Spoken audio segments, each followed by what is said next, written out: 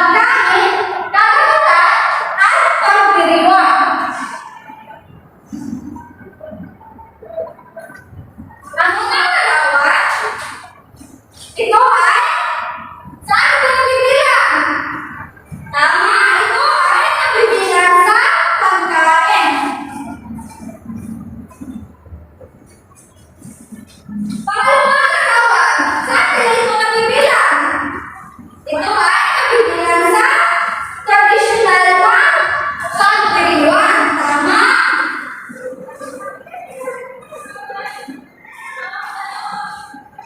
At sa pangatlong larawan, saan ito nabibilang?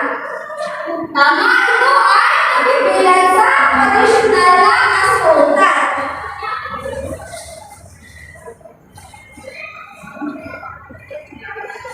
At ito, saan ito nabibilang mga bata? Mahusay, ito ay nabibilang sa tradisyonal na kagamitan.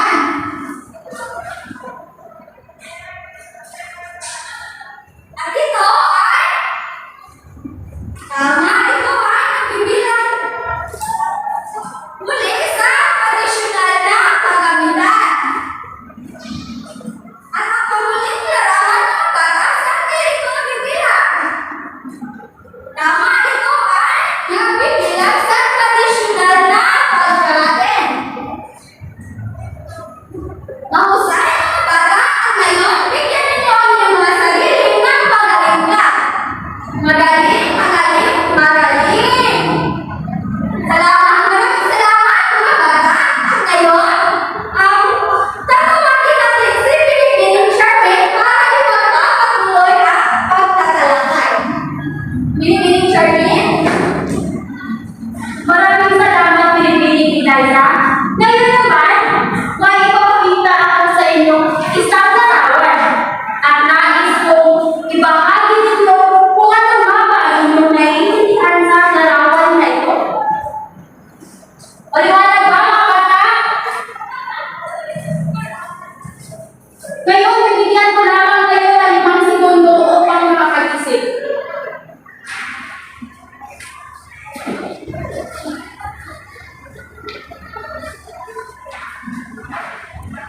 Ngayon, ano nga ba ang ibig sabihin ng larawan na ito? Yes, enjoy. Tama. Ito ay kultura. Ano nga ba ang ibig sabihin ng kultura?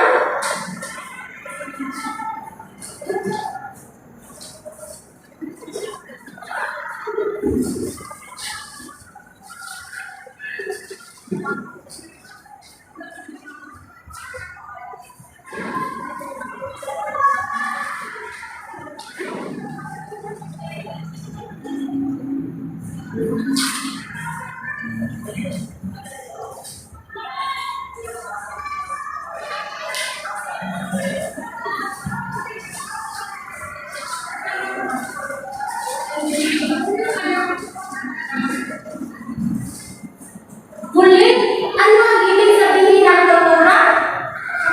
Pakibasa na sabay-sabay. Ito ay ang nakukuhang paraan ng pamumuhay ng mga tao bilang kasapi ng komunidad o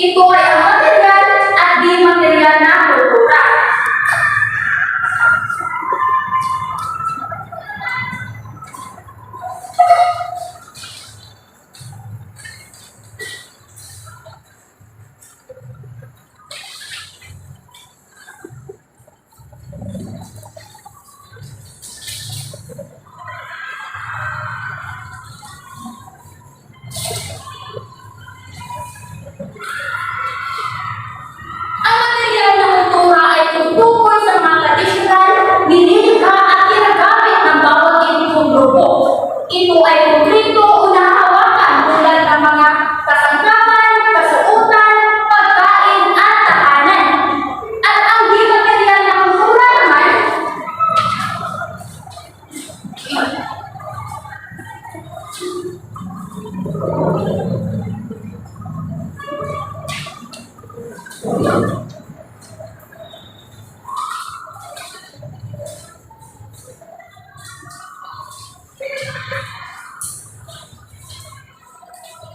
ang di material na kultura naman ay tumutukoy sa mga bagay na di nakahawakan o di nakikita tulad ng edukasyon, kaugalian, pamahalaan, paniniwala, relihiyon o pananampalataya, sining o utham, at wika. Naiintindihan niyo ba mga bata? Ngayon, akin na naman tatawagin si Binibining Kim Joy upang ipagpatuloy ang pagtatalakay.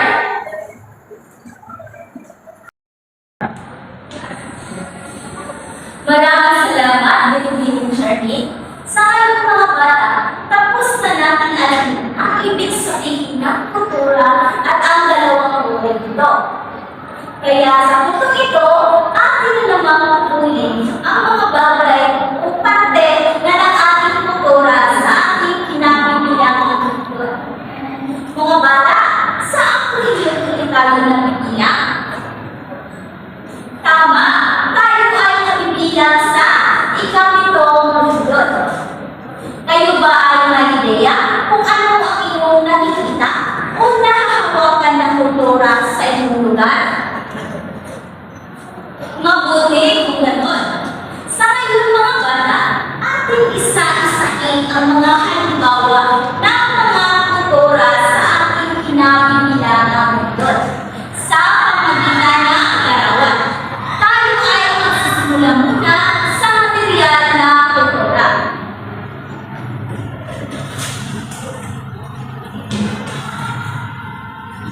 Ano kaya sa tingin ninyo ang iyong nakikita sa larawan ito?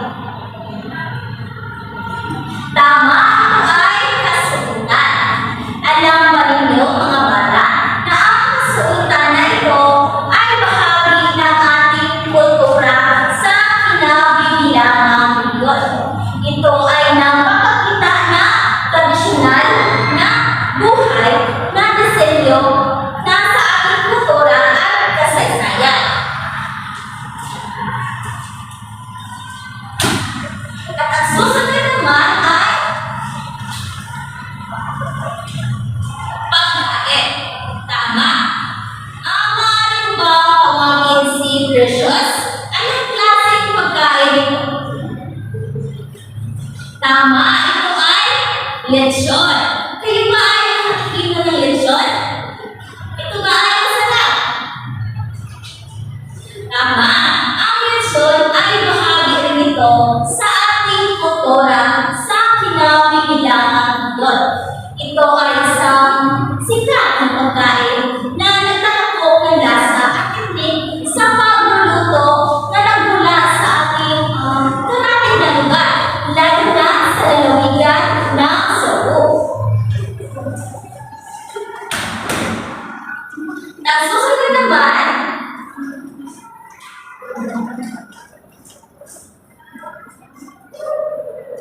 tahanan. Ang anong klaseng tahanan ito? Tama, ito ay kubo. Ang kubo ay isang tradisyonal na tahanan sa ating rehiyon. Ito ay kabilang din sa ating kultura. Ito ay nagpapakita ng ating aligain sa simpleng pamumuhay at pagpahalaga sa kalikasan.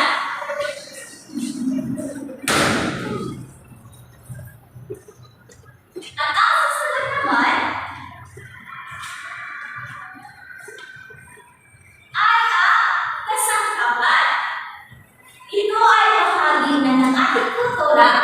Ito ay sikat na produkto sa ating rehiyon na nagpapakita ng galing sa pagbuo ng kasangkapan gamit ang lokal na materyales at tradisyonal na paraan sa paghabit.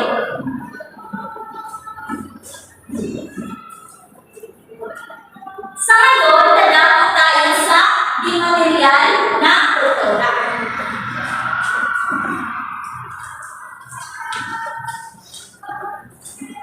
Una ay ang kaugalian. So, base sa larawan, ito ay ang pagdiriwang na Sinulog Festival.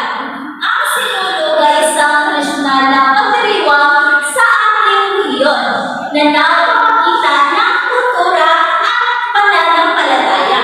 Ito ay malaking bahagi ng ating kaugalian at itinuturing na isang mahalagang selebrasyon sa ating kultura. At ang susunod,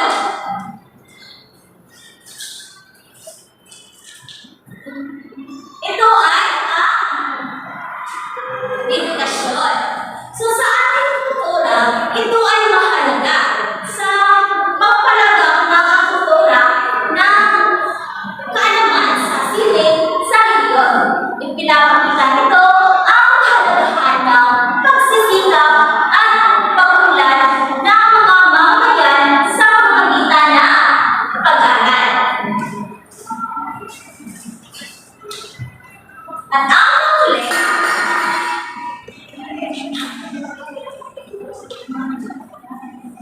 ito ay ang wika. Ang larawang ito ay patungkol sa mga wika sa ating rehiyon at nagpapakita ng kakaiba-iba ng mga kultura at identidad sa rehiyon. Ito ay mahalaga sa paglaganap ng mga kultura at komunikasyon sa mga mamamayan.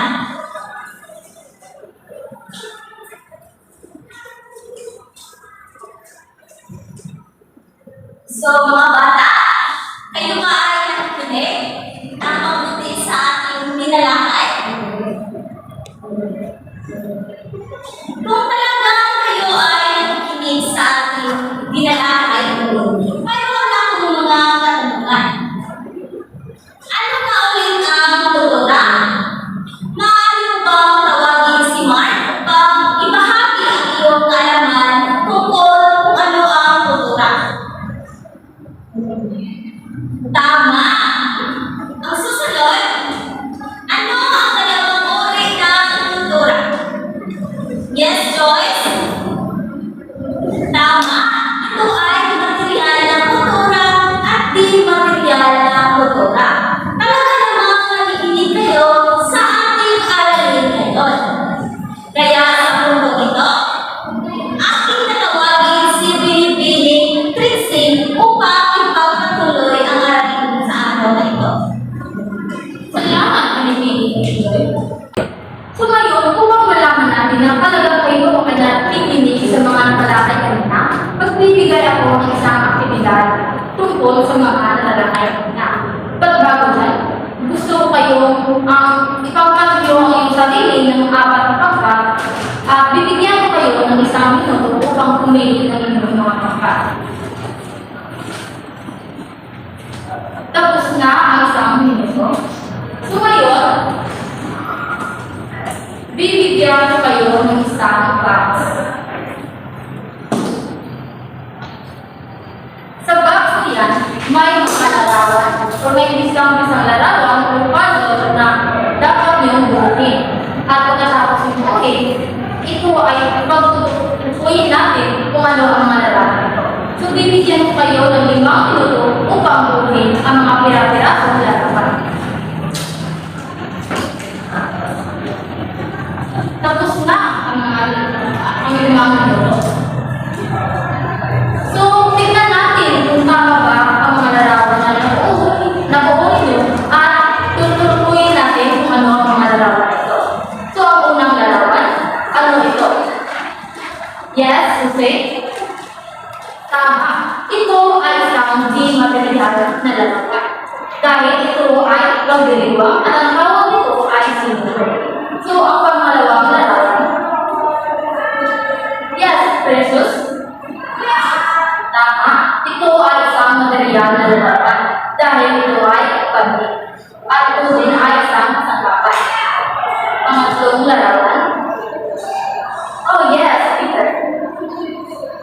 ba? Ito ay isang di material na larawan because ito ay isang bayanihan. Panghuling larawan. Yes, Jack. Tama. Ito ay isang di material. Ito ay isang material na larawan dahil ito ay isang kasuotan. So, mahusay mga bata. So, ang mga kayo lahat ay ang mga sagot niyo ay tama. So, ngayon, may isang katanungan. So, bilang isang mag-aaral, bakit mahalagang kilalanin ang ating sariling kultura at paano pahalagahan ito? Yes, Susie.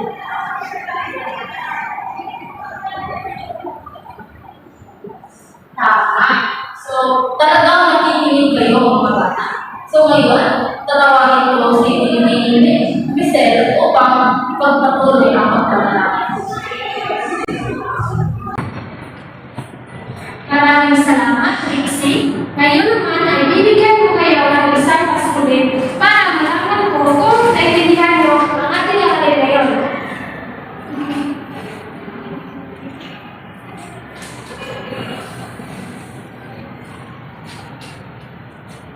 Ang kailangan nyo na gawin ay tukuyin kung ang pangusap na ito ay material na kultura at di material na kultura. Isulat ang letra M kung ito ay material na kultura at letra M kung ito ay di material na kultura. Isulat ang inyong sagot sa isang kalahating papel. Maliwanag? Bigyan ko lang kayo ng 5 minuto para sagutan ang mga ito.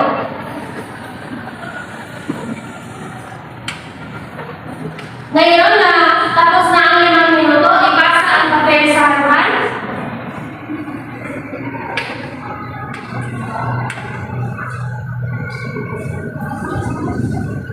Ngayon, tawagin natin si Ginoong Sanero para sa kanyang nagkakarabin. Maraming salamat, Pingwin Michelle.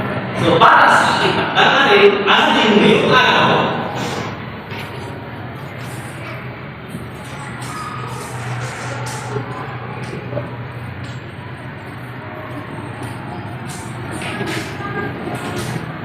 Takda ang ating umukit ng sa simulo na naglalarawan sa kalagahan na kultura sa ating reliyon. Pamatayan sa mga huli, kalinisan, 5%. Pangalawa, simulong na inugit, 10%. Pangatlo, takbuhan ng konsept, 5%. Ang kabuwa porsyento ay 20%.